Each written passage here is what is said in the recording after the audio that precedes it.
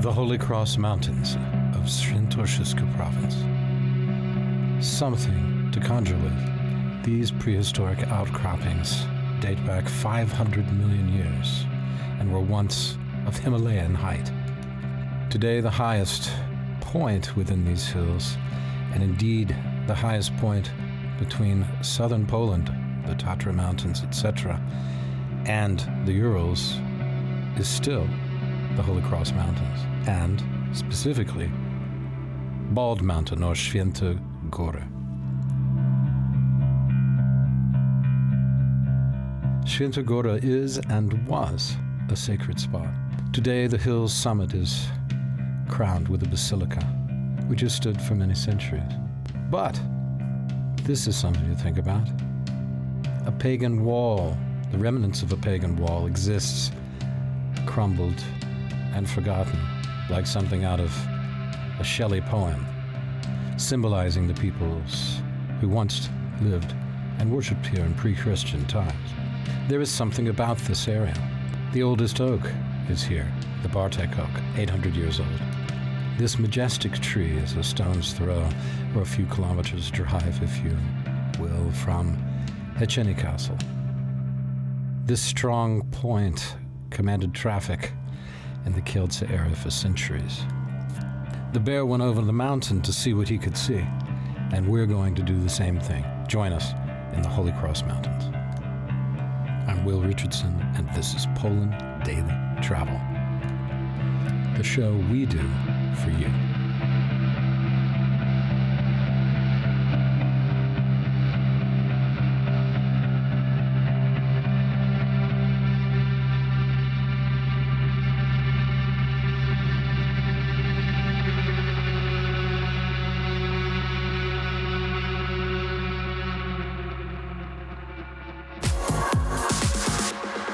Hello, everybody, and welcome to the next episode from the Holy Cross Mountains. And we're in a little town called Chęciny. Chęciny is, as you can see, an old market town.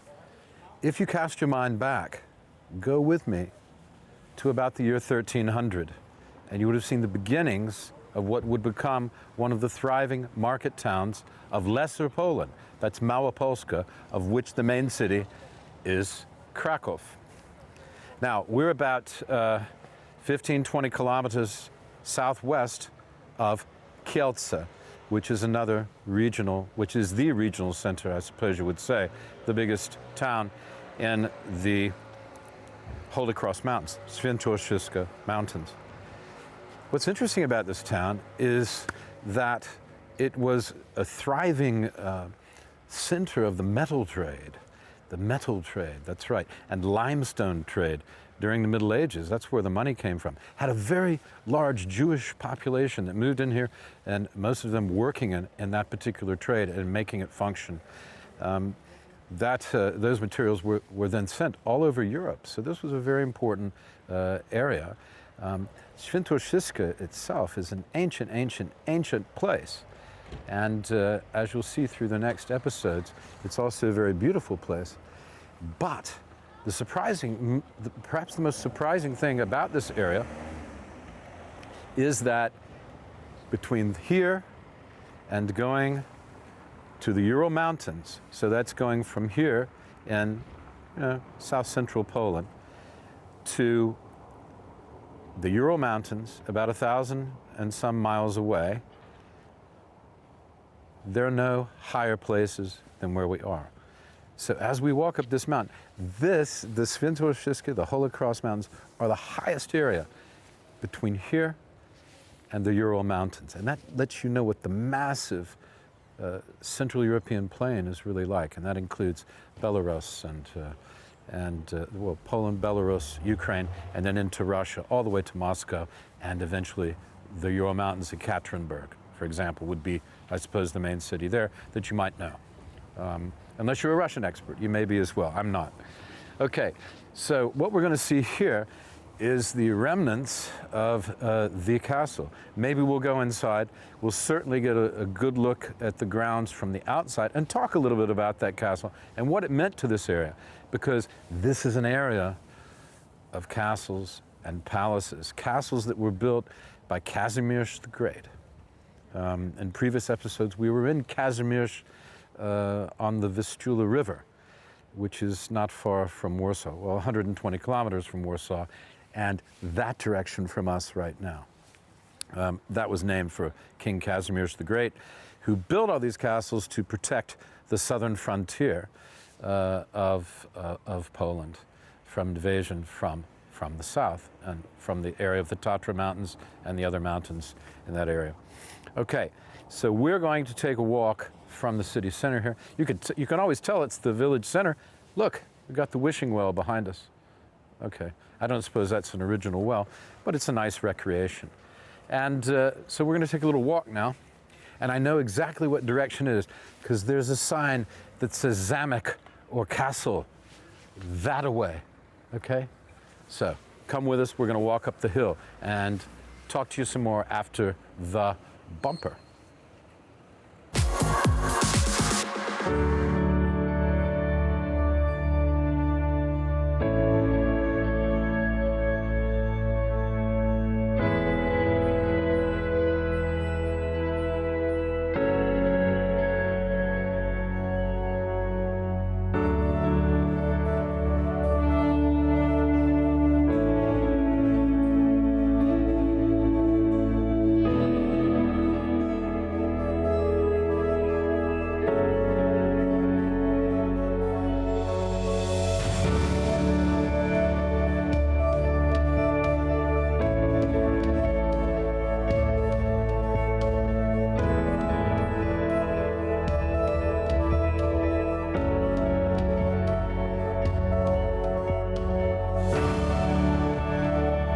It's a nice walk. It's a bit precipitous, as some people would say, but it's going to be a nice view once I get to the top. Yeah.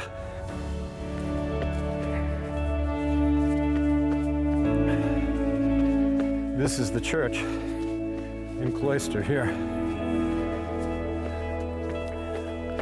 Well, I can tell you this, that it's a bit of a walk, but it's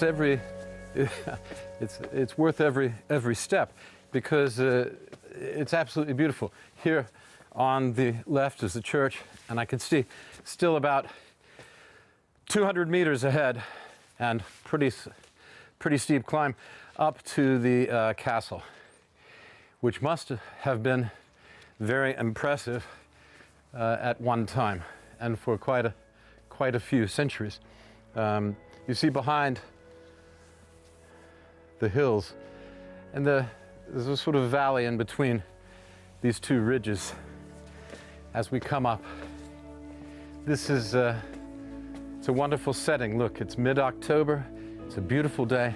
You couldn't ask, as a traveler, for something more wonderful. And it's quiet. There's not a lot of people around, even the local inhabitants. It's a town of about 5,000 people, but most of them must be wherever they are, working or at home. Kids are in school, of course, because it's mid-October. At any rate, a beautiful day for it. Beautiful day for a walk.